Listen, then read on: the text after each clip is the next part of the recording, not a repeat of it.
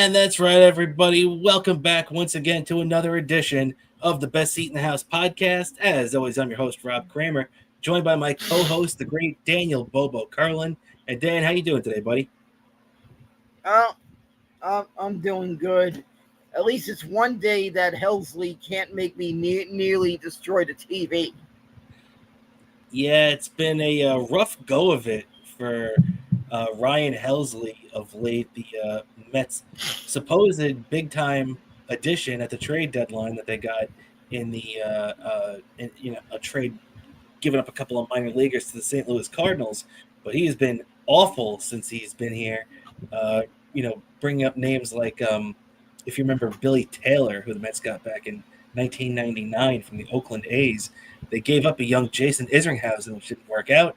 And Billy Taylor went on to appear in, about 13 or 14 games, stunk it up, and didn't even make the playoff roster. So hopefully that's not exactly what, Mr. Helsley is in for too, but it doesn't look too promising so far, right? Yeah, it looks like it's just led to me going like, "I know." It's awful. Yeah, I hear you. I hear you. If we have our Australian audience listening right now, I think they'll agree with you with the I nigh. And want to give a shout out to our buddy hanging out with us, PhD, hanging out. Thanks, buddy, hanging out in the chat right now. And yeah, Dan. So let's just get into it. So basically, we got a lot going on today. We're going to talk a big series for the Mets. It was a series win. It ended on a down note. We'll get into that in a sec, but a good series win for the Mets. The Yankees right now are looking to take 2 out of 3 from the Houston Astros tonight with the game that's going on as we speak. And tonight is opening night in the NFL, actually. Can't believe it's already here. And then we'll be getting into our 2025 NFL predictions and a little bit of Jets-Giants this Sunday, too. So, they're not playing each other, but they each have a game at the same time for some reason. Come on, Roger Goodell, get with it. That's actually going to happen, Dan, because both teams really aren't expected to be too good this year. I believe there's a chance, if nothing gets flexed or anything like that, that through the 17 games, the Jets and the Giants are supposed to play at the same time 10 times this year. Yeah, at least it makes it easy for us having got to do like shows on multiple days and stuff. I knew you were going to say that. It's true. It's been kind of crazy the last couple of years with all the primetime games the Jets and the Giants have both gotten. And you're right. For our Patreon show, if you're not subscribed, $5, patreon.com/Best Seat in the House podcast, $5 a month. And now that it's in NFL season, we do a post game for each Jets and Giants game. And so, yeah, it did get a little bit crazy. It is a little bit easier the last couple of years, those weeks where the Jets and the Giants played at the same time.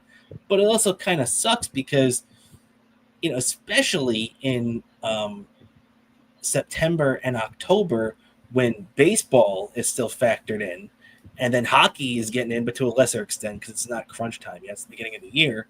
But when you still have baseball in a pennant race and potential playoff games coming up, going up against NFL regular season games, that's a lot to ask for, especially then having the Jets and the Giants at the same time. So you can only watch so many games, right, at the same time, Dan. So it kind of limits our ability to talk about the other team. Like, I'll be able to talk about the Jets and you'll be able to talk about the Giants, so that works out. But we really won't be able to have that much ability to know what's really going on by watching it firsthand. Yep, exactly. And there's a lot of DVR action because there's gonna, and I hope there's gonna be a lot of DVR action come October. Let's hope so. That means the Mets are giving us something to be happy about, and that's exactly what they did this week, Dan. It did end on a crappy note. The Mets dropped the finale in Detroit 6-2, the matinee yesterday. It was 2 out of 3. The Mets still took in the series. The offense didn't look too good yesterday, but we can't get on them too much as they went out and, just scored 20 runs actually 22 runs in the first two games, a 10-8 victory in game one. That was a real back and forth affair on Memorial Day, followed by a really solid blowout victory. It was 12-2 going into the late stages of the game before the bullpen started to get a little bit leaky and made it 12-5. But Dan, you can't ask for the offense for much more from what they've given us the last couple of weeks, especially these first two games in Detroit. And a guy I want to shout out right now that a lot of people have gotten on, and understandably so for a lot of this year. He's the highest paid player in the history of not only baseball, but professional sports at this point right now. And Juan Soto has just been going crazy lately, Dan. This guy is doing exactly what we'd expect him to do. He's hitting over 400 with runners in scoring position since August 1st. He is killing it. He hit his first grand slam as a Met.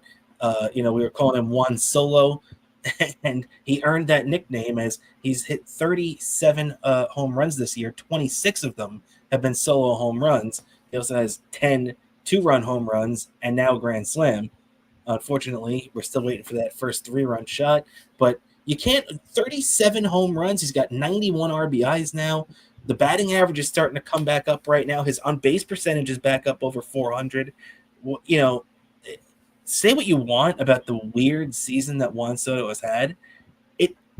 Weird for in this case equals good because this is a very good season right now. This is an elite season. You can't argue, the value of this season that Juan Soto's had so far, right? Yeah, exactly. And I hope that he keeps this up, and I hope it leads to a season worthy of me wanting to relive when during the rain delays. Instead of me wanting to go watch something else, I'll actually rewatch the highlight film that's being run during a rain delay. Yeah, that could be a definite possibility. And with what we were looking at with Francisco Lindor last year, it very well could be Juan Soto this year. Juan Soto is a legitimate MVP candidate. And I know a lot of people would argue with that, but could you imagine, let's just say, right, for the rest of September, Juan Soto goes out there and hits 10 more home runs in the last 25 games or whatever the Mets have left now. So let's just say he hits 10 home runs in those 25 games, and he's killing it. He's hitting 400 for that time span.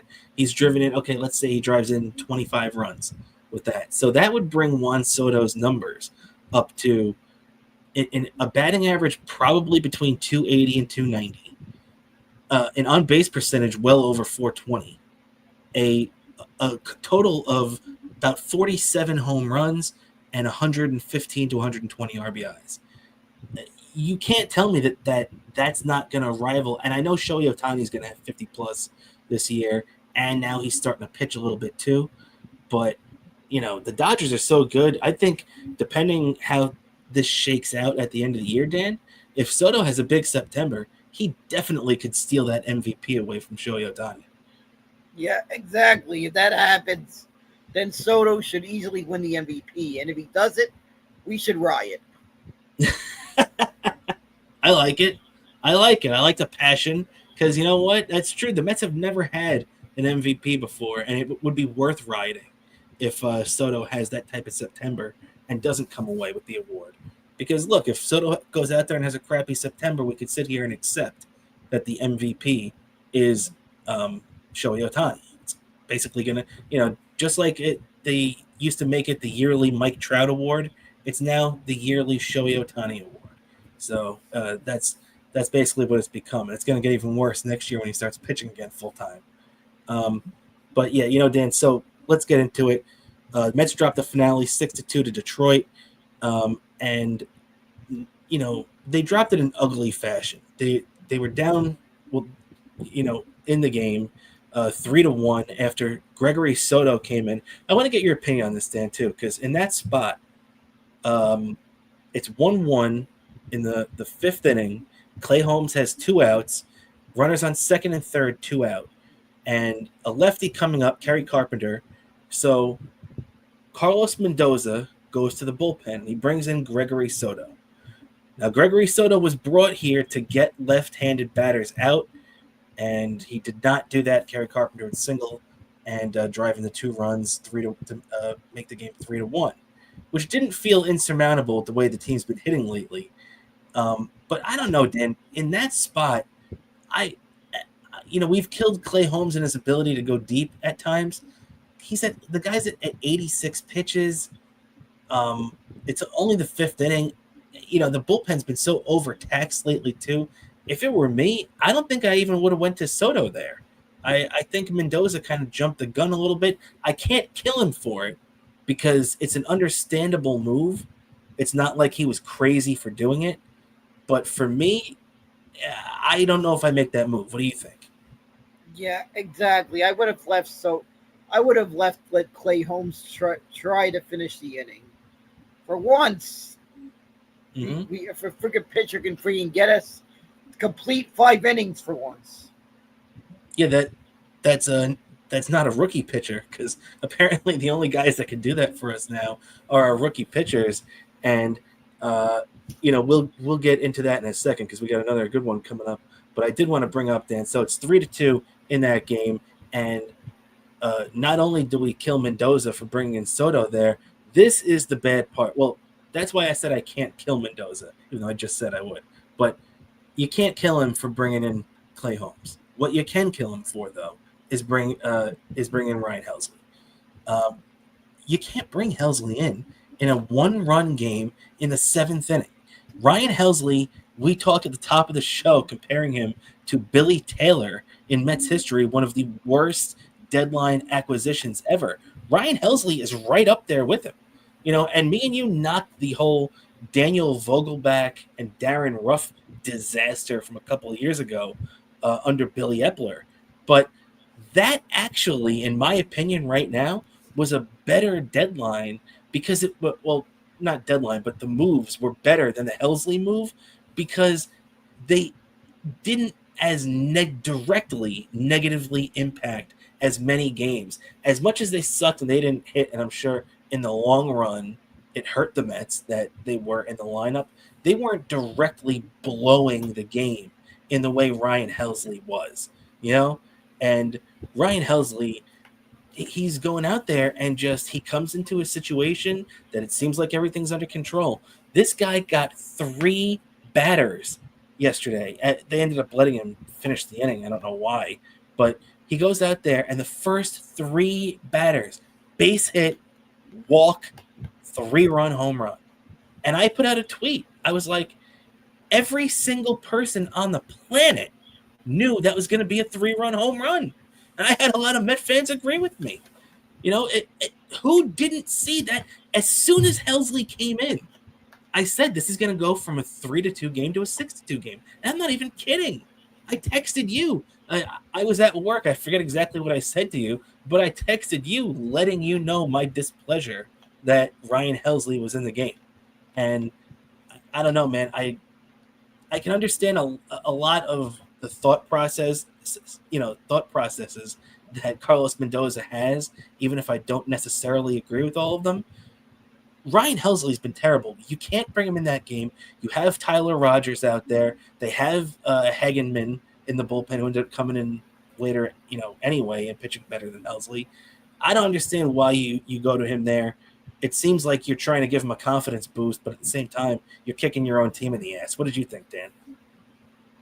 Yeah, exactly. I feel like that wasn't the time to bring in Helsley, and it just bit us in the ass.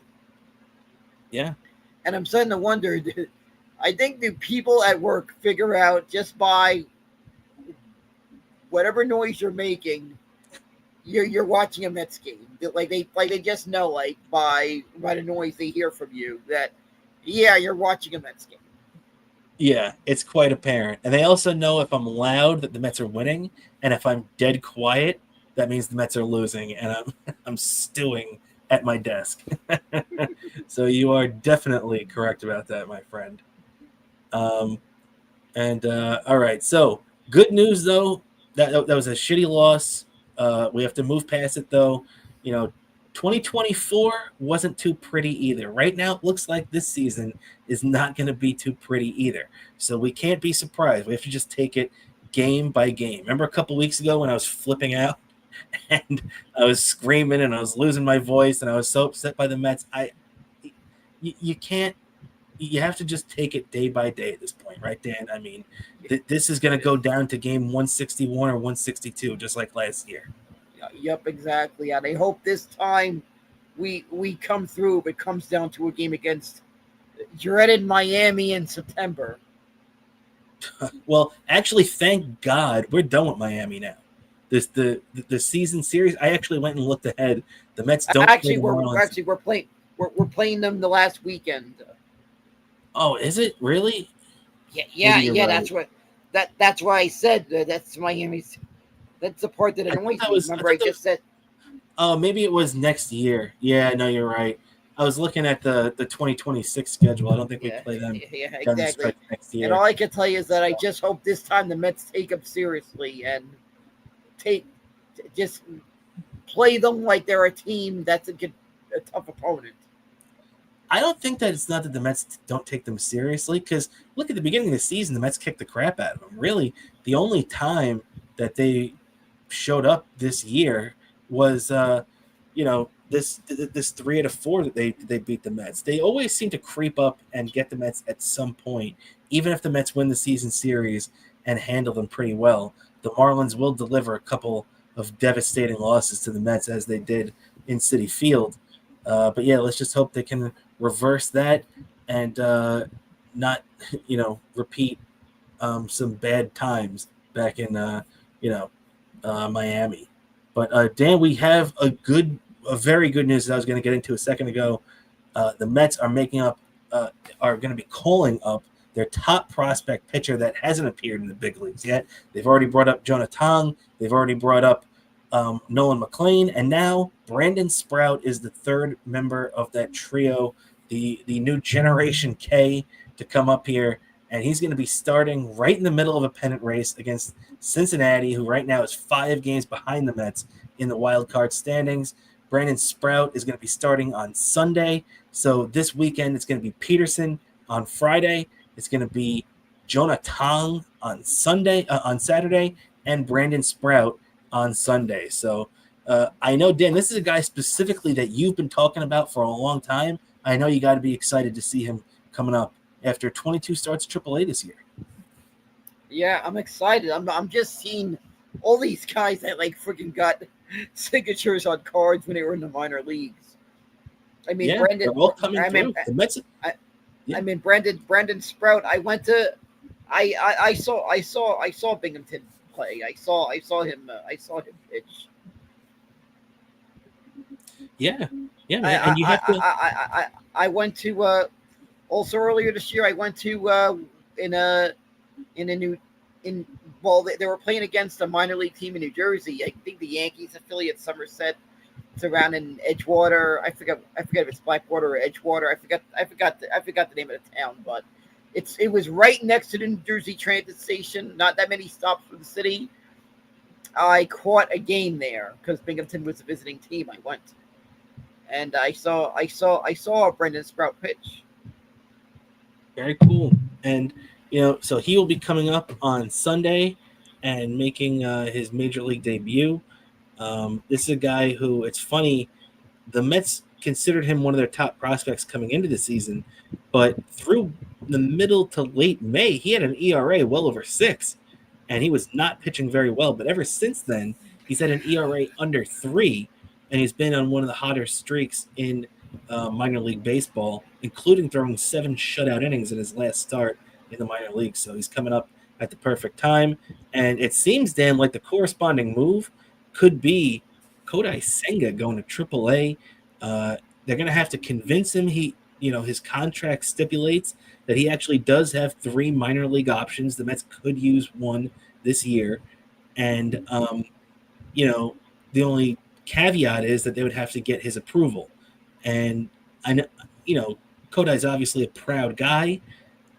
He seems like a team guy to me, though, and I think if Kodai knows that he needs a start or 2 or a couple of starts in the minor leagues just to try to straighten whatever has gone awry with him lately. I think he seems like the type of guy that would do it. What do you think, Dan? Yeah, I think so. I feel like he'll get. I feel like he'll do it right the ship. Maybe get 1 or 2 starts. While there's whatever season there's left at AA, and he'll hopefully he'll write this right in time for the stretch run. I feel like.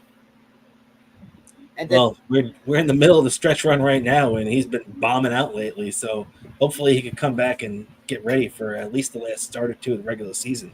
yeah, yep, exactly. Because I feel like he needs to get at least 2 more starts in to be ready. 2 more big league starts to be ready. And another thing also that's needed. I feel that Brendan Sprout needed to be called up in August to get a couple more starts in, but I feel like he's going to come in and could make for some wild story in Mets history of this late season run that Brendan Sprout, these pitchers that showed up and had a big impact on the stretch run and potentially lead to some big October moments that could happen. And also a word of advice: no Sports Illustrated covers. Don't put our pitchers on the cover of Sports Illustrated. Same thing next year. Don't do it, Sports Illustrated. Do not do it. We don't need that. We don't need that Sports Illustrated, that history with Sports Illustrated. We don't need it. We don't need it until after a championship is won. Then you're allowed to do it. Nothing until a championship is won, Sports Illustrated. Remember that. That's right. And, when you look at what this team is going to be up against, too, they definitely need all the help they could get. Hopefully, these kids come up, Tong included. And, Nolan McLean, everybody just puts on DeGrom level right now. And the guy is ridiculous, too. Got to give him all the credit in the world. As you can see, too, in his last start, he did not have his best stuff. He was fighting himself early. He could not control his sweeper, which has been pinpoint the first couple of starts of the year for him.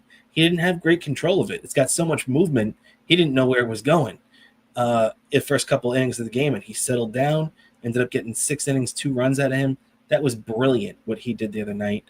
It was just great to see. It was very DeGrom-like, too. It reminded me of the start DeGrom had against the Dodgers in Game 5 of the LDS back in 2015. Yep, exactly. That's the kind of thing you want to see. It's a pitcher that's how you know you got something special. If you've seen a pitcher that could somehow make something good out of something that kind of turned out to be kind of shaky, but at the same, but yet somehow managed to still keep the team in the game and somehow get the win.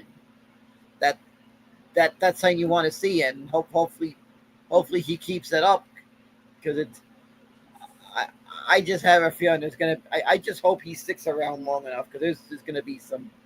I feel like if he's going to build quite a big of legacy with the Mets. Yeah, I think you're right about that, Dan. And it's funny, we were making the DeGrom comparisons and talking about DeGrom a couple of times, and it actually looks like Jacob DeGrom, the Texas Rangers, are going to be into Citi Field next week. DeGrom right now is lined up to start next Friday. So if everything breaks the way it should, it looks like DeGrom's going to be starting Friday. Or the funny thing is if Texas decides to shake things up, they'd really only – I mean, they're not going to move him up a day. So it's not like he's going to miss the Mets series. Worst case scenario, he would probably pitch on Saturday. So how funny would it be if Jacob DeGrom is starting on Saturday at Citi Field on the day where it's the Old Timers game? They're not calling it Old Timers anymore, but Citi Field versus Shea Stadium. How funny would it be if Jacob DeGrom is starting that day? Yeah, how weird would that be? And then some of the players in that game were teammates with DeGrom, on you. Yeah, and it actually could work out to be. How weird would this be, Dan? If DeGrom does get bumped back a day, it's going to end up being Nolan McLean versus Jacob DeGrom. So on the old time, wouldn't that be just mind-blowing if that's the case? Yeah.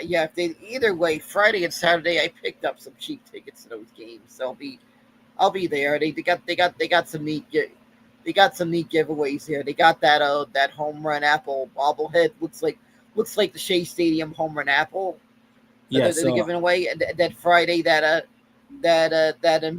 Mrs. met with the taxi cab, with the New York City taxi cab. yeah, Also, it's also a little giveaway that day. So got two neat little giveaways there for a Friday and Saturday. Also another thing that I got upcoming that I'm attending on the 11th on a I believe it's on I believe it's on Thursday or Wednesday. I'm attending the Brooklyn Cyclones playoffs. very I'll nice, be at the very Brooklyn cool. The Brooklyn Cyclones are in the South Atlantic League playoffs. That's going to begin on the 10th, and their first home playoff game is going to be on the 11th. So I'll be there for that, witnessing the Cyclones in the South Atlantic League playoffs. Very nice. So if you're in Coney Island for that game, make sure keep an eye out. You just might see Bobo, and so that's very cool as they get that playoff season underway. And as for the Mets, we take a look at the Phillies and the Brewers from earlier today. The Phillies did win, unfortunately, 2-0, so they stretched their division lead back out to a full 6 games against the Mets, making the National League East very, very unlikely. But right now, the San Francisco Giants have jumped ahead of the Cincinnati Reds and are only 4 games behind the Mets for the final wild card spot. But the Mets also only trail San Diego by 1 game for the number 2 wild card spot now. So it's crazy how it's September 4th right now, Dan, and there's still so much up in the air in this pennant race now. Yeah, that there is so much that I might be flipping back and forth. I might be looking at 2 screens. It's going to be a lot to take in on Sunday because I'm Yeah. because I'm going to want to keep a lot of good eye on Brandon Sprout's first start. Oh yeah, no doubt about it. We're gonna have to, because it's actually a great point. Brandon Sprout's first start is gonna be, I think the game is 1:40 or something like that on Sunday. So the Jets and the Giants kicking off at 1 o'clock. Brandon Sprout's first start at 1:40. So definitely gonna be a packed afternoon there. And by the way, if you want, you can check out all of our thoughts that day on our Patreon show, patreon.com/Best Seat in the House podcast. $5 a month, and you can get in just like everybody else. And yeah, so as you can see, the Mets are pretty good right now. Din, what's your confidence level for the Mets making the playoffs right now? I'm about 50-50 confidence right now, and Really? I don't know. I'm just kind of nervous. I get nervous in September when it's this close. Just my whole history of being a Mets fan, I get nervous in September. Even if we have a big lead, I get nervous. I mean, I remember in 2015 when it was like the first time we made the playoffs since 06. My sister was saying, like, I've been through this so many times as a Mets fan. I was literally yelling out. It probably sounded like I was doing a Skip's impression when I said, "I've seen this before," and like up until that last, I could not stay calm until Jerry's Familia got that last out as I'm watching and I'm celebrating, going nuts, and no joke, my sister got into she was borrowing her friend's car that week because her friend was like away out of town staying that weekend. She took her friend's car, drove to Modell's to get the hat and the shirt for me. Very nice, very nice. And yeah, I agree with you though. Even in 15, I wasn't too. I definitely was nervous going down the stretch, no doubt about it. Let's put it that way. And yeah, now the Mets right now are in a pretty good spot. So it's funny you said you're 50-50. I'm usually the more negative out of the two of us, so this kind of surprised me because I'm kind of feeling like 60-65 right now that the Mets are going to get in, like 65% and 35 no, that they won't make it. So let's hope that me being positive is a good thing. And we're going to find out tomorrow now how this whole stretch is going to start. Big series in Cincinnati, as we said. David Peterson, 8-5, 3.61 ERA, and boy, did that ERA take a hit after his last start. Going against Andrew Abbott, 8-5, 2.65 ERA. He's had a great year. for Cincinnati, 6:40 p.m. tomorrow night. And this is a big game, Dan. We need David Peterson to step up and throw 6 or 7 quality innings.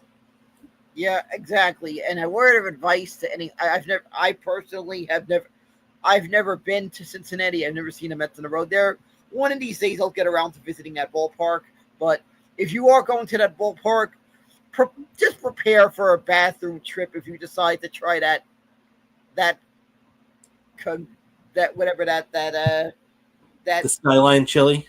Yeah. If you're gonna try that chili, whatever that stuff is, be ready for the bathroom trip. That's all I gotta say. Because just looking at it, I just know. Yeah, I would need to go to the bathroom at some point during the game. Yeah, if you don't know what we're talking about, it's actually a delicacy, they consider it, in Cincinnati and that area over there, where they take chili, and that's using the term loosely because it doesn't look like it's very good chili, and they put it over spaghetti, and it's just looks like an awful mess. And so us New Yorkers don't think too highly of that. Yeah, exactly. No, I do have to say the ice cream there looks good because I hear they're pretty good with their ice cream over there. I'm sure ice cream anywhere is good. Let's be honest. And big game tomorrow night in Cincinnati, and let's hope that the ice cream and the chili are both good, and the Mets come out with a big victory. As for the Yankees are down south in Houston. They split the first 2 down there, going for the series victory tonight. The last I got the game on right here, and the last I saw, the Yankees were up 1-0. But Dan, it's funny, as much as Met fans can complain about Ryan Helsley and how bad Ryan Helsley is, and why our manager continues to go to him, Yankee fans had that same complaint about Devin Williams, and it's a much longer term problem that Devin Williams has been for the Yankees. And it seems more like a mind thing too. It seems like every situation Ryan Helsley comes in, he's been terrible, awful. Devin Williams, the Yankees have brought him in low leverage situations, and he's done well.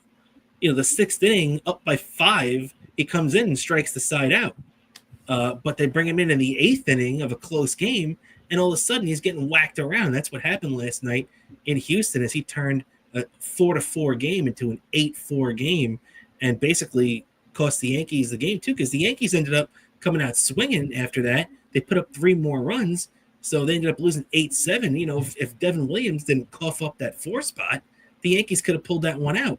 So it really, I can understand why Yankee fans' patience have run thin. Devin Williams has the worst ERA of any relief pitcher that's thrown over 40 innings this year. Like, that's a ridiculous number. He's got a 5.60 ERA. He has effectively been, us Met fans can complain for the awful 5 weeks that we've seen of Ryan Helsley. Devin Williams, really ever since May, has been terrible. Yeah, and all I could say is, Yankee fans, I just want to, I not that this is big Yankee fan, but I do kind of like to say to Yankee fans, yeah, I guess Pete Alonso's gotten into Devin Williams' head. A lot of people say Pete Alonso broke him last year, and if this year is any indication, I think people might be right.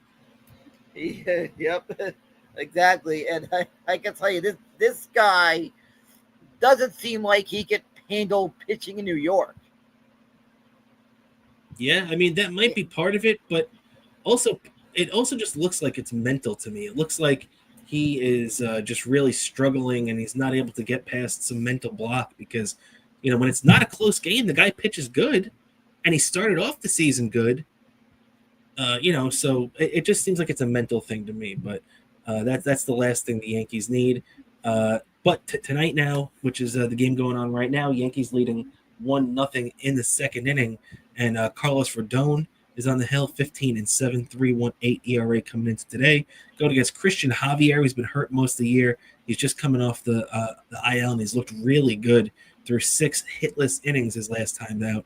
But he's already given up a run to the Yankees today, so maybe the Yankees get to him down there in Houston. And, a guy I did want to give a little shout out to, Dan, is Jazz Chisholm. Jazz Chisholm, over his last 20 games, 273, 9 home runs, 19 RBIs. And the big thing for me, too, is the 12 stolen bases. This guy is showing, why the Yankees went out and got him. He's one of the more athletic guys the Yankees have had on this team in years. Yeah, he's pretty much probably one of the greatest shortstops they've ever had in ages. Well, he isn't. Well, he's playing either second or third most of the time, but I know what you mean. He's one of their more dynamic infielders they've had in quite some time. Yeah, they haven't had a player like they haven't really had a player like him since Jeter. Dare I say it? Yeah, and he's got even more speed than Jeter. You know who he reminds me of even more than that? The combination of speed and power is a young Alfonso Soriano. Yeah, that is something. This is a kind of player they haven't had since that dynasty they had. Yeah, it's true. It's true. And the Yankees right now are sitting 3.5 games behind the Blue Jays for first place in the AL East. The Yankees have a chance to close that gap a little bit more tonight if they can win. But either way, 3.5 out, and they're starting up with a 3-game set against the Blue Jays tomorrow at Yankee Stadium in the Bronx. This is, exactly where the Yankees want them. You got to come to our turf, just like the Yankees had. Remember, at the end of June, the Yankees had that terrible 4-game series in Toronto that just went about as bad as it could possibly go. The Yankees, maybe can't expect to deal that kind of blow back to the Blue Jays this weekend, but you got to at least take 2 out of 3. Yeah, exactly. This is going to be a highly contested series. I feel like there's going to be a lot of low-scoring games between these two. Well, that is possible, but these are 2 very, very good offenses right now. And the Blue Jays are coming off a big series, too, as they had a really crazy back-and-forth series with the Reds. So it's funny, the 2 teams that the Mets and the Yankees are both about to play both just played each other. The Mets getting ready for the Reds, the Yankees getting ready for the Blue Jays. And the Blue Jays won that last game against the Reds 13-9.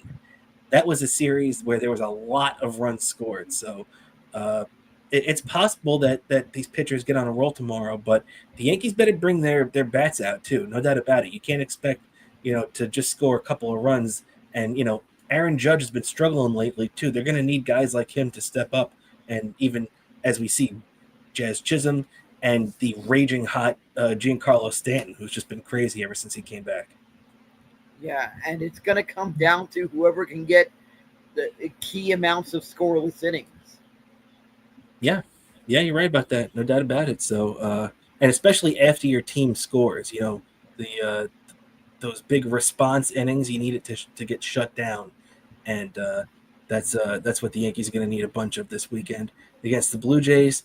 No doubt about it. One last thing before we turn the page to football and finish this thing out here, Dan, is I wanted to bring up Cal Raleigh, the catcher for the Seattle Mariners, who we saw about 3 weeks ago for that 3-game series against the Seattle Mariners, and the Mets couldn't get him out. And this guy is having a phenomenal year, no doubt about it. I want to give him all the credit in the world. He's having the type of season, especially for a catcher.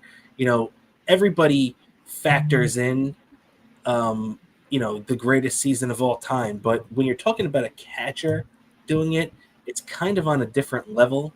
And I wanted to bring up right now is that right now Cal Raleigh is having that phenomenal year. He set the all-time record for home runs by a catcher in a year. He's hitting 242 with 51 home runs and 109 RBIs. Phenomenal. What's it called? The record for home runs by a catcher was 48, set a couple of years ago by the Royals catcher. And it didn't seem feasible that a catcher was really ever going to hit 50, especially if he didn't do it that year. Salvador Perez, that is the Royals catcher. But when you look, Dan, at the season, what a lot of people are trying to claim right now is that this is the greatest switch hitting season of all time, and I really can't agree with that at all. As we said, the thing for Cal Raleigh, 242, 51 home runs, 109 RBIs. He's stolen 14 bases. He's got a 352 on base percentage. He's walked 81 times, 163 strikeouts. The guy has had a phenomenal year. But the year that sticks out in my head for the greatest switch hitter year of all time is Mickey Mantle, who won the Triple Crown that year, by the way. He hit 353. That's right. He's hitting about 100 points higher than Cal Raleigh did. 52 home runs, 130 RBIs, 112 walks. Only 99 strikeouts too. By the way, I gotta say that Cal Raleigh is having a phenomenal year, and I don't want to take anything away from him. The guy deserves all the credit in the world, especially as a catcher. But to say that it's the greatest switch hitting season of all time, because people are trying to make that case. It's not. Just ask about Mickey Mantle, and you'll find out. Yeah, exactly. It's not even close. Yeah. But at the same time, it is an impressive season, and there's going to be a question mark: is how long is Cal Raleigh going to be catching? Because I feel like Seattle's they're gonna realize this phenomenal bat they have in a lineup. How much are they gonna want him to be catching and putting him in harm's way and catching? Are they gonna want to have him maybe more DH, have him lean toward more DH or another position somewhere down the line? Yeah, that's true. That's the beauty of the the universal DH now from that standpoint. Even though I still hate it. That you can use that DH in your back pocket, even though obviously the American League would have been able to anyway, but that's the case for every team now. And I don't disagree with you. I could see him even possibly moving to first base or something like that down the line, just to protect him, especially if he keeps up this type of power. And that's the main thing. I mean, his power is just off the charts this year. So kudos to you, Cal Raleigh, but I'm sorry, Mickey Mantle takes the cake for switch hitters single season, no doubt about it. And all right, Dan, let's turn the page to a little football here as we round things out. I want to do a little Jets Giants before we start with our 2025 NFL predictions, and we'll start with a little bit of bad news that broke in the last 24 to 48 hours. Is that we found out now after a full training camp and everything, and the full preseason down. In the final days of practice leading up to the season, apparently, Elijah Vera Tucker, former first-round pick by the Jets, tore his triceps and is going to be down for the year. It's a massive loss to the Jets to lose this guy. He probably is their best offensive lineman when he's healthy. So even though the Jets have a decent offensive line now, losing their best piece is tough to recover from. Yeah, that is tough. That is just tough for the Jets, and it's like smelling the disaster for you guys this year. Yeah, you just hope this isn't the beginning of a rash of injuries that somehow they do get from the offensive line. Sometimes you get killed with injuries in that respect. So let's just hope this is one of a few throughout the season, and not of many. But unfortunately, too, the Giants have that rash right now as well, and it's another guy that's very important to their offensive line, and that's their offensive tackle, Andrew Thomas, another former first-round pick. He's having foot issues right now and did not practice this week. He's questionable for Sunday against the Commanders, and from looking into all the Giants beat reporters and what they're talking about and everything, they seem to think it's very unlikely Andrew Thomas is going to play on Sunday. This could be the only game he misses, but this is not especially if you're a guy like Andrew Thomas right now, this is not the way you want it to be starting the season from a health perspective, Yeah, exactly. You got to hope this doesn't happen, because I feel like that's the one thing that's also got to be worked on with the Giants is the offensive line has got to make sure they got to be able to keep the quarterback out of harm's way, because it has bit us in the ass so many times the last couple of years with the Giants. Yeah, no doubt about it. It's bit both of our teams in the ass. The injuries over the last couple of years. The Giants really, too, that is true, have been decimated by injuries on the O-line the last couple of years. So, you got to hope that he gets back sooner rather than later. And Dan, now that sets up we are just a couple of days away from opening day for our teams. It's opening night in the NFL tonight, but we got the Giants 1 p.m. against the Commanders, 6-point underdogs at this point according to DraftKings, and the Jets are 3-point underdogs at home to the Pittsburgh Steelers and Aaron Rodgers. Dan, you know what we're gonna do on this on this season now for football is I'm gonna keep track of our picks, which I always say I'm gonna do and never actually do. What we're gonna do, we might expand it to more next week, but this week we're gonna pick 3 games. We're gonna pick the Jets, the Giants, and the Thursday night game tonight, and we'll expand it as we want next week. So we're gonna start off with that. Dan, we're gonna start with your Giants. Giants are 6-point underdogs to the Commanders. What is your pick for Giants at Commanders, Dan?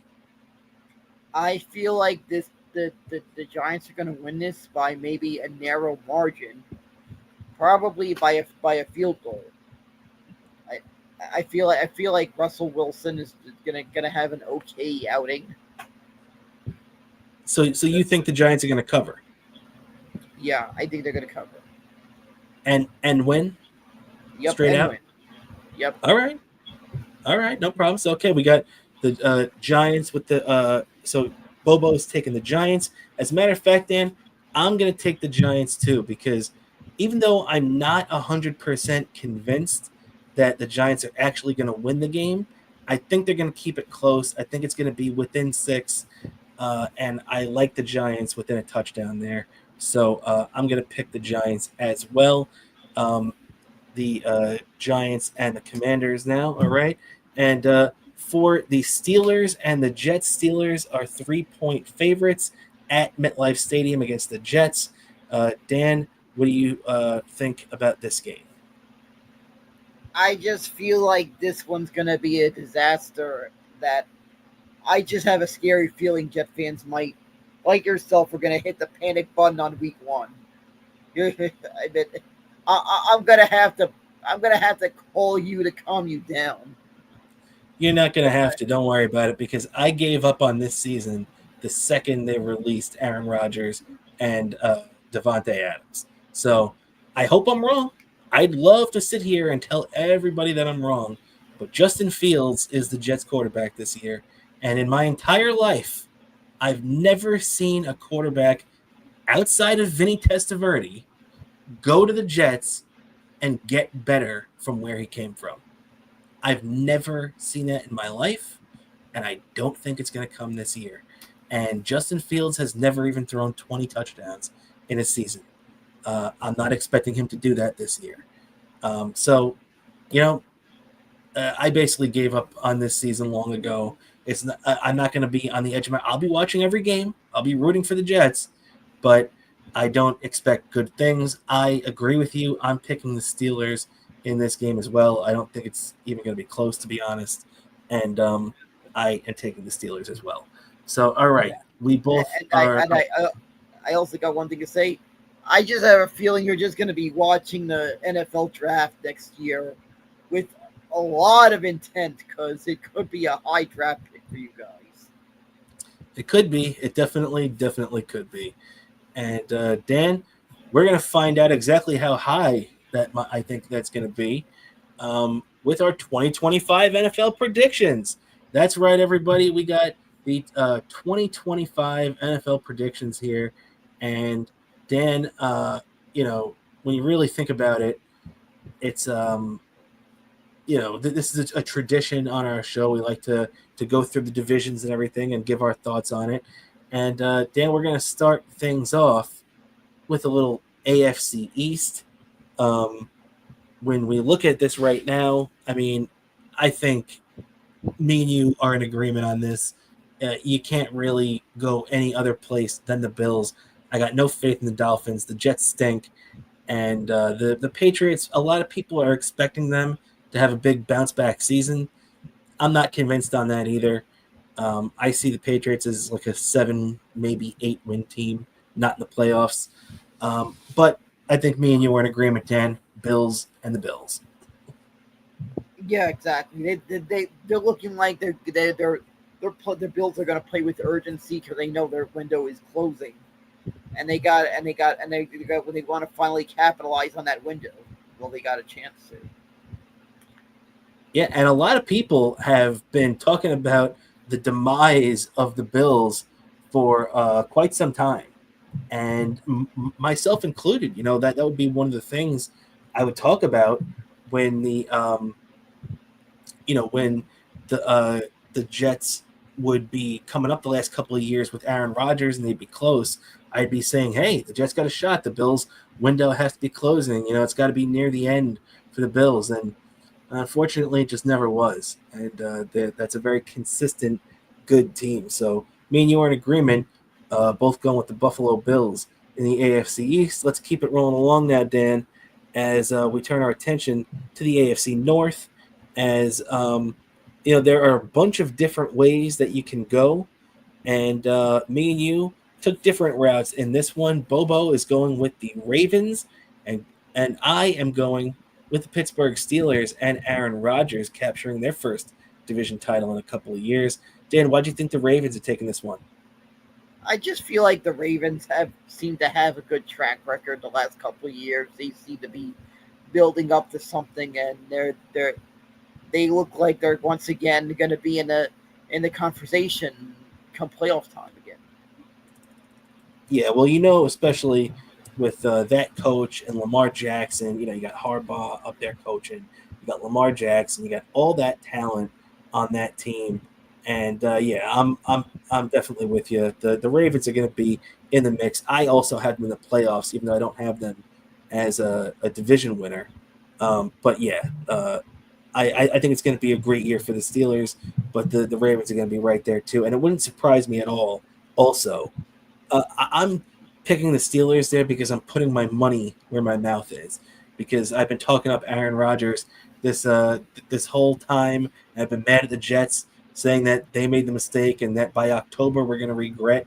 Everybody's going to be saying, gee, I wonder what this season would look like right now if Aaron Rodgers was the Jets quarterback.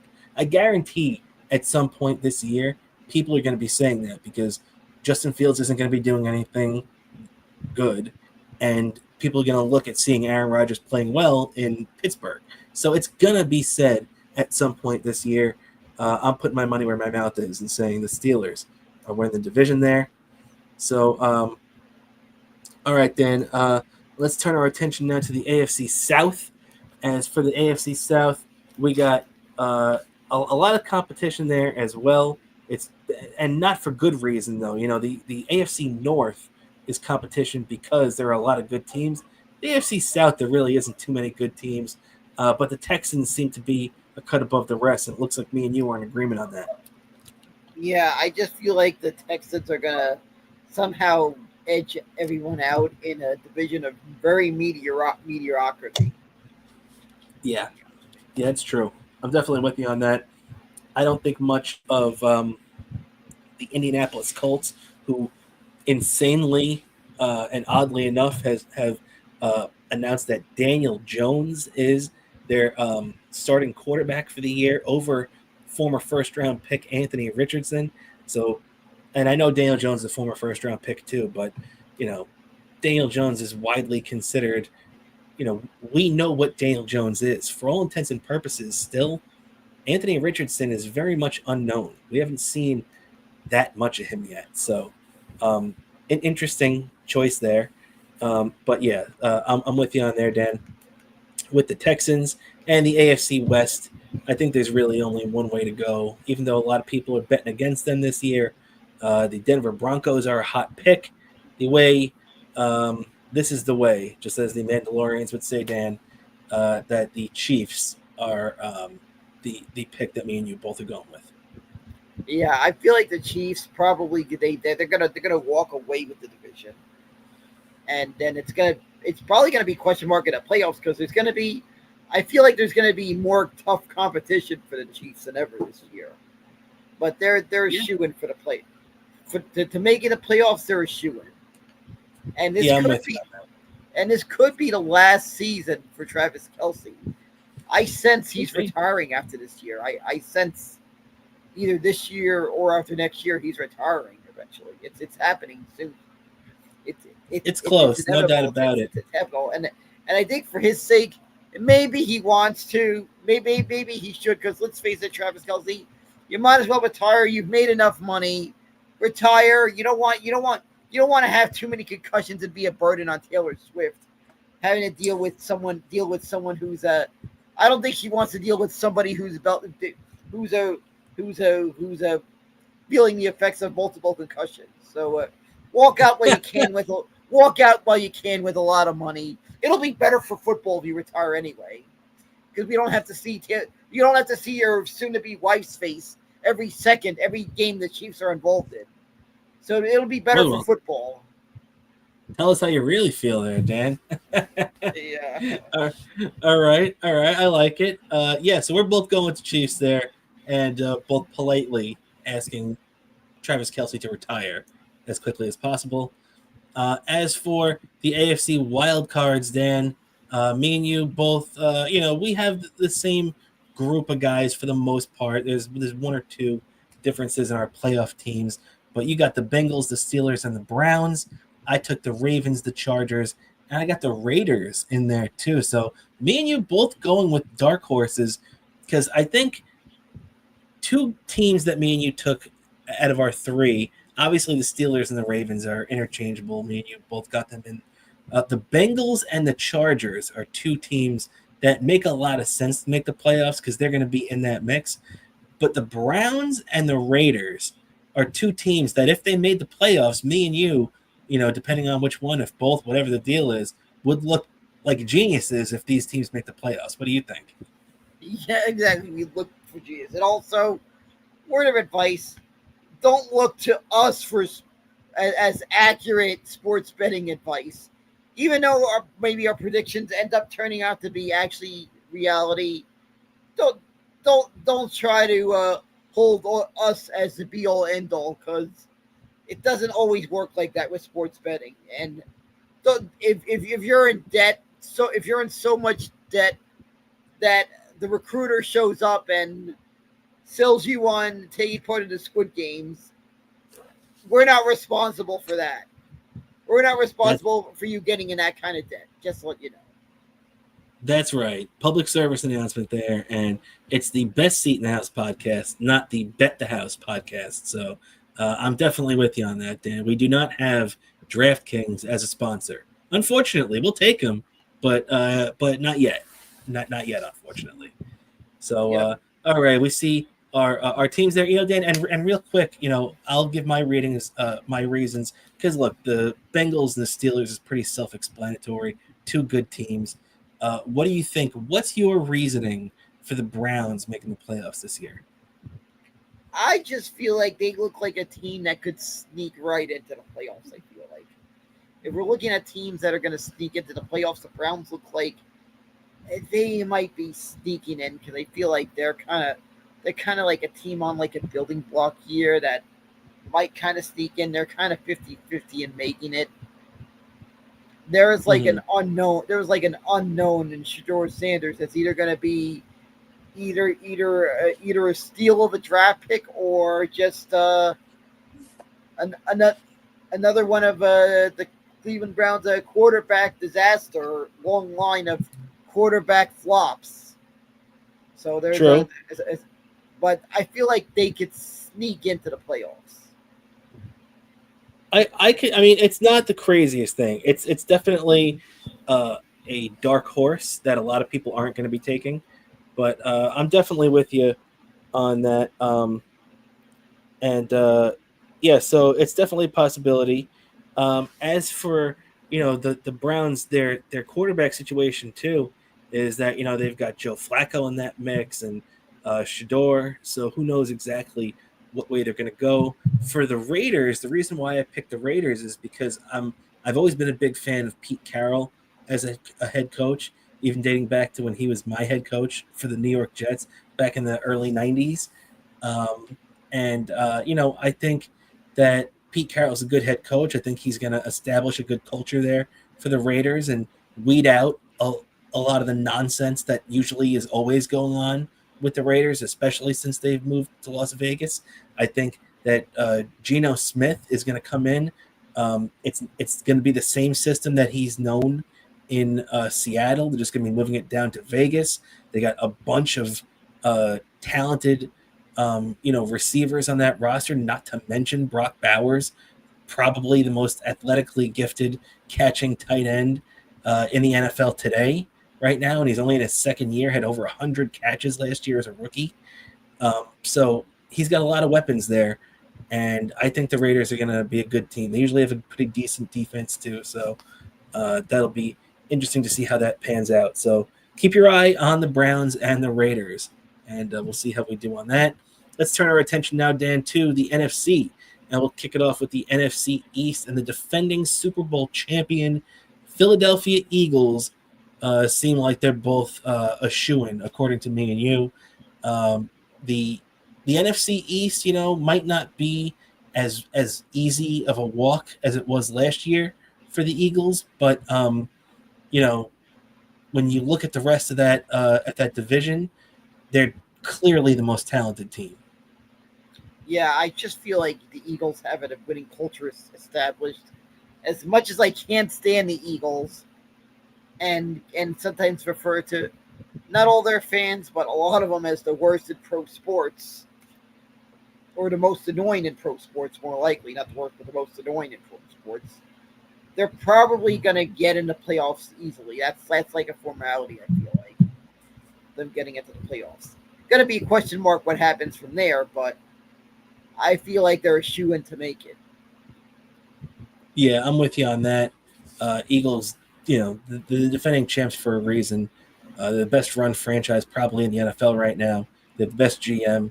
They have one of the best head coaches. So it's all good for the Eagles right now. They're definitely the class of the NFC at the moment.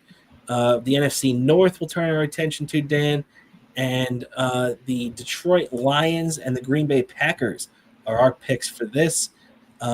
For the Lions, the one thing that kind of scared me away was them losing two of their big time coaches, Aaron Glenn, and their being their defensive coach and their offensive coach who left to become a head coach as well. So, what's your thoughts, Dan? You think that the head coach is going to be able to steer this ship still, right? Yeah, I just feel like the Lions are just they're going into this season with like a fire under them that they know they got to win it. The window is closing. They want I feel like they want it badly. Yeah, they better want it badly. The Lions have never won a Super Bowl, and they went 15-2 last year. That's the crazy thing about the Lions. They were so good last year. I do think they're going to take a step back. Dan Campbell is a hell of a head coach. I do think losing his two top coaches is going to hurt him a little bit, though. That's why I think the Packers are going to step up and snatch the division this year. I love the addition of Micah Parsons. I think Jordan Love is just starting to come into his own. There's a lot of young talent on this team that's starting to bubble up to the top. And as much as I do like the Lions, and you'll see how much I like the Lions later on, I do think that the Packers win the division, but the Lions still make the playoffs. So I'm with you on the Lions still being a very competitive team, even with those two coaches moving on. As for the NFC South, Dan, let's keep it rolling along now too. As for the NFC South, let's see. I forgot to add your pick. I picked the Buccaneers. Who did you pick for this? Let me see. I'm gonna have to go in my email. Hold on. Let me see. It's okay. I'm pulling it up right now. Then it's you picked the Rams. Okay.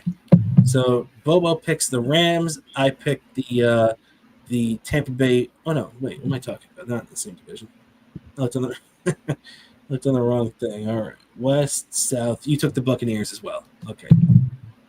So we both are taking the Tampa Bay Buccaneers. I guess that means you're a big fan of Baker Mayfield, then, Dan. Yeah, I just feel like they have a decent team that they've somehow managed to not fall apart completely when like I thought when Tom Brady retired and this team's just gonna go back. It's gonna be one of those teams that just got one of those quick fixes, brought in a star player that maybe was on his last, maybe his last. He was gonna be really good his last year, and then it was just gonna be they're gonna win it, and then they were gonna stuck for years. Somehow they managed to hold it together. I feel like Baker Mayfield is finally gonna come into his own, and they're gonna make the playoffs, and they're gonna make some noise in the playoffs. Don't know if they're gonna win the whole thing, but I feel like they're a team that could make some noise in the playoffs. Well, Baker Mayfield has already come well into his own over the last couple of years in Tampa Bay. No doubt about that. Baker Mayfield he's got a chance to throw for 5,000 yards this year. That's how good he's doing, especially with the receiving core he's got out there right now, led by Mike Evans. So definitely with you on the Buccaneers love there, Dan, as we're both going there. Shout out to the great Fez Watley, who was a big Buccaneers fan. So we'll move on to the NFC West now, Dan, and you're taking the Rams, and I'm taking the 49ers. What do you like so much about the Rams this year? I just feel like the Rams are a team on the rise, that they're gonna be a powerhouse, and they're about to show the beginnings of that this year, I feel like. Yeah, I mean, you got to love Matthew Stafford. You got to love Puka Nacua out there. And also, a thing that kills me to see is that Devontae Adams is out there right now instead of playing wide receiver for the Jets, which would be nice. It was really entertaining to hear the Jets talk about how they needed another wide receiver. Yeah, it would have been nice if you had a future Hall of Famer, right? But Devontae did go to the Rams, so they definitely are dangerous. However, I am betting on the 49ers this year, Dan. I love the Niners, the redemption story after a down year for them last year. I think this team feels like they've got a lot to prove. They've still got one of the best coaches in the league. I think Christian McCaffrey is going to bounce back. I think Brock Purdy is going to bounce back. I think that defense being reunited with Robert Saleh is really going to flex its muscle again. And I'm expecting the 49ers to come out and be very competitive this year. Yeah, exactly. I could see the 49ers making a lot of noise in the playoffs itself. Yeah, no doubt about that. So you got the 49ers there. I got the Rams. As for the NFC wild cards, Dan, we are taking a look at that right now. And, Bo, you got the Packers, the Commanders, and you got the Giants sneaking in there. And I got the Lions, the Commanders, and the Rams. Yeah, what is, I feel like the Packers, they're gonna make it, but I feel like that division's gonna be a close division fight with the Lions are just gonna edge out the Packers in that division fight. The Commanders, I feel like formality they're gonna be maybe somewhere in a division, but I feel like they're just for a while, but I feel like in the end they're just gonna end up as a wild card. And the Giants, I feel like they're a team that's kind of on the rise, and maybe they're kind of still a little bit, maybe a year from being there. But I feel like they're going to get a nice little start in the momentum that's going to maybe bring them to maybe a bigger year in the next 2 years, the 2 years following this season. I feel like the Giants are going to make that first step and sneak into the playoffs. Yeah, it's definitely a possibility, no doubt about it. I mean, a couple of years ago in 2022, when nobody thought the Giants were going to make the playoffs, you actually picked them at the beginning of the year. So you proved everybody wrong that year. Maybe you're going to do it again this year. And as for me, I picked three teams that really, you don't really need much of an explanation. The Lions, obviously, were 15-2 last year. Great team. Me and you both agree they're going to be in the playoffs. Me and you both agree on the Commanders being a wild card, and me and you both have the Rams in the playoffs, even though you have them win the division. So we obviously think very highly of all three of these teams. No explanation really needed. As for that, Dan, we got all of our playoff teams down. Let's real quick give our Super Bowl 60. I can't believe, too, Dan, that we are at Super Bowl 60 right now. I remember being a kid and the Super Bowls being in, the early 20s.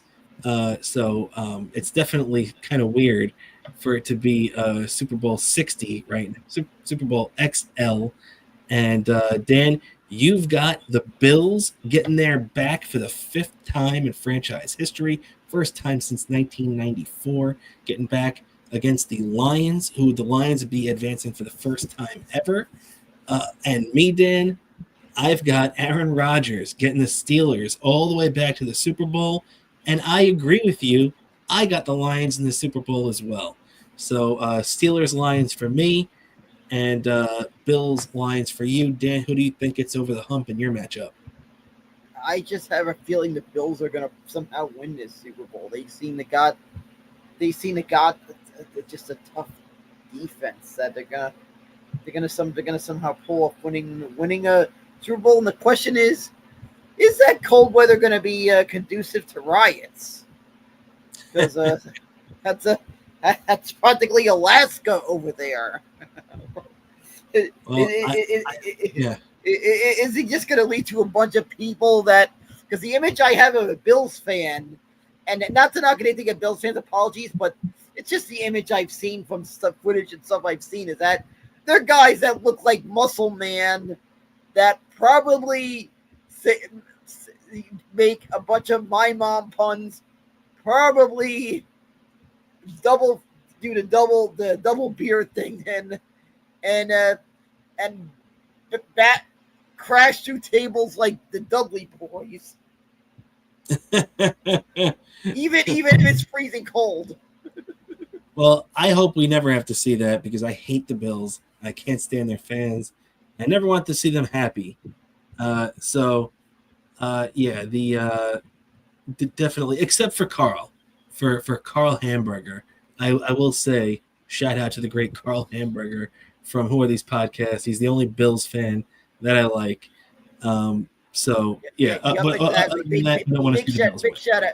Big shout out to the great Carl Hamburger. We'll love that guy. I've gotten a lot of people impressed that when they heard we got Carl Hamburger on the show, they were impressed with me when they saw that. So I gotta give a big thanks to Carl Hamburger. That does seem to get a lot of positive feedback when we got Carl. You're right about that. I hope we get to meet again. Carl Hamburger, you're watching. Hope we get to meet up next time you're in town. Absolutely. Shout out to Carl. And so you got the Bills winning it, and I have Aaron Rodgers and the Steelers going out on top. Aaron Rodgers calling it a career. Steelers beating the Lions in the Super Bowl. And that's all I got to say about that, to quote the great Stone Cold Steve Austin. Dan, and also I got to say, do the right thing. Whoever's in charge of Super Bowl halftime shows, Metallica halftime show. For once, a halftime show. I do not want to go. I'm not going to just get up and just go to the bathroom and get more snacks at a halftime show. For once, give us a halftime show. I will be actually watching. Wanting to watch. I could not be less interested in the Super Bowl halftime show. So they could light the field on fire, for all as I'm concerned, as long as it's ready to play on by the time whatever nonsense they're doing is over. Dan, we got some fireworks tonight, though, actually, already. Tonight, the Cowboys and Eagles are the opening game that's going on. I did want to get our pick on it, but real interesting thing is that the Cowboys, there was an injury timeout, and the nose tackle for the Eagles, Jalen Carter, apparently spit on Dak Prescott and got thrown out of the game.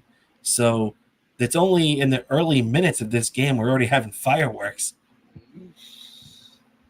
It's week 1 and it's already getting crazy. That is just... I mean, you're the defending Super Bowl champions. What is this guy so pissed off about that he's spitting on Dak Prescott? Yeah, that is... I do not know what to make of this, but man, this is just week 1 and it's already going off to just a wild start in a matchup between two teams I cannot stand, and I might be holding up a sign. I hope both teams lose. Actually, I'd be happy. I'd be happy if this game ends in a tie. Let's put it this way. I'd be happy if this game ends in a tie because I don't know who I want to lose more, the Cowboys or the Eagles. I don't know who I want to lose more. Well, you don't want them to both have a tie because then that would hurt the Giants potentially if the Giants are in the playoffs. The playoff stretch at some point this year, that would hurt them because it would be one less loss for both of those teams. So you'd want at least one of them to take the loss. But yeah, I definitely hear what you're saying. So it's a 7.5 point game right now, according to DraftKings. They have the Eagles as a 7.5 point favorite. Dan, who's your pick for this game? I just have a feeling the Eagles are gonna win this, and there's probably gonna be a couple of people that are gonna have to be the judge is gonna have that judge that they have on call underneath the stadium is gonna have to work overtime as always when it comes to the Eagles. They're gonna have to work overtime in that those holding cells they got underneath the link. It could be. So you might be right about that. But I'll tell you this. This is going to be the one game you and I are going to go head-to-head on in our picks so far this weekend. You and me both agree the Giants are going to cover against the Commanders. We both agree the Jets will not cover against the Pittsburgh Steelers. And I am going to pick against the Eagles only because I think the Cowboys are going to be extra motivated. I don't like the Cowboys this year. I don't necessarily think the Cowboys are ever going to win this game. I still can't believe they hired Brian Schottenheimer to be their head coach. It's mind-boggling. He is the head coach of the Dallas Cowboys. But I think the Cowboys are going to be extra motivated tonight. They're definitely going to be even more pissed off now with this Jalen Carter incident. So I'm going to say the Cowboys keep it close. It's going to be, me and you head-to-head. I'm taking the Cowboys plus 7.5.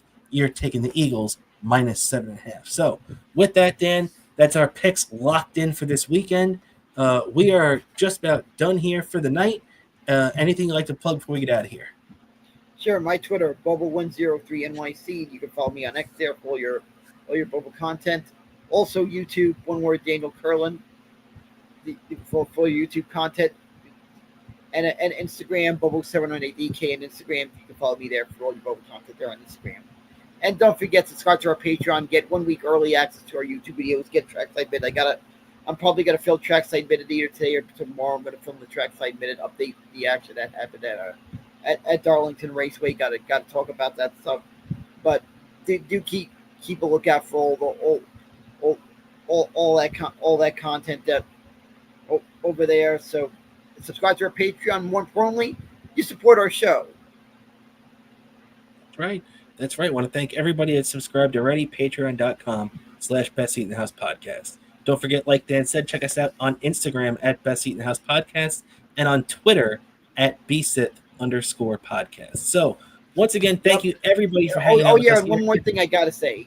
Happy birthday to my sister. That's true. Happy birthday, Shannon. Hope she has a great day. No doubt about it. And actually, how funny is it? You just triggered this in my memory. Yesterday, I believe, was it yesterday or today, is Mike Piazza's birthday. So your sister is right there with Mike Piazza for the same birthday. So shout out to Mike Piazza and shout out to Shannon. So with that, that's going to do it for us on this edition of Best Seat in the House podcast. Once again, thank you everybody for hanging out with us in the chat and hanging out with us as you do every week. For my co-host, the great Daniel Bobo Carlin, I'm Rob Kramer. This is the Best Seat in the House podcast, everybody, and we will catch you next week. Have a great one.